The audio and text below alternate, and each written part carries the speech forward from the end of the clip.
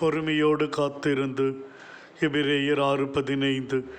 தெய்வமே, அபிரகாமின் பொறுமை மிகவும் மெச்சத்தக்கது. நம்பிக்கையோடு அவர் மீது வைத்திருந்த அந்த பொறுமை மிகவும் உன்னதமானது. அவர் ஒருமுறை கூட, ஆண்டவரே, எனக்கு ஒரு குழந்தை செல்வத்தை கொடு என்று வேண்டியதில்லை. ஆண்டவர் என்னை கண்ணோக்கி பார்ப்பார் என்று பெரிதும் தைரியம் கொண்டார். என் நிலை ஆண்டவருக்கு தெரியும்.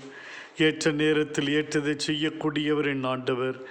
என் வழி மரபு வானத்து விண்மீன்களைப் போல, கடற்கரை மணலைப் போல எந்த வேளையிலும் உருமாற்றக்கூடிய நிலை என் ஆண்டவருக்குண்டு என்ற உயரிய விசுவாசத்தோடு இருந்தார்.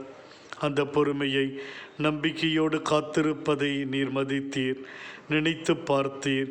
குழந்தை செல்வத்தை கொடுத்து நீர் அவரை ஆசீர்வதித்தீரே ஆண்டவரே, நன்றி செலுத்துகிறோம். கோடான கோடி நன்றிகள் சுவாமி. ஆண்டவரே, எங்களுக்கும் பொறுமை என்ற புண்ணியத்தை தாரும். நாங்களும் பொறுமை இழந்து போகிறோம், எதையும் பெறுவதில் அவசரப்படுகின்றோம்.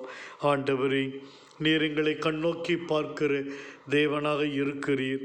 எங்களை ஒரு பொழுதும் கைவிட மாட்டீர் என்கிற அந்த நம்பிக்கை எங்களுக்குள் எப்பொழுதும் வளர்ந்திருக்க அருள் தாரும் சுவாமி. விசுவாசத்தோடு கேட்பதை என் தேவன் மறுக்க மாட்டார் என்ற நம்பிக்கையோடு வாழ கிருபை செய்யும்.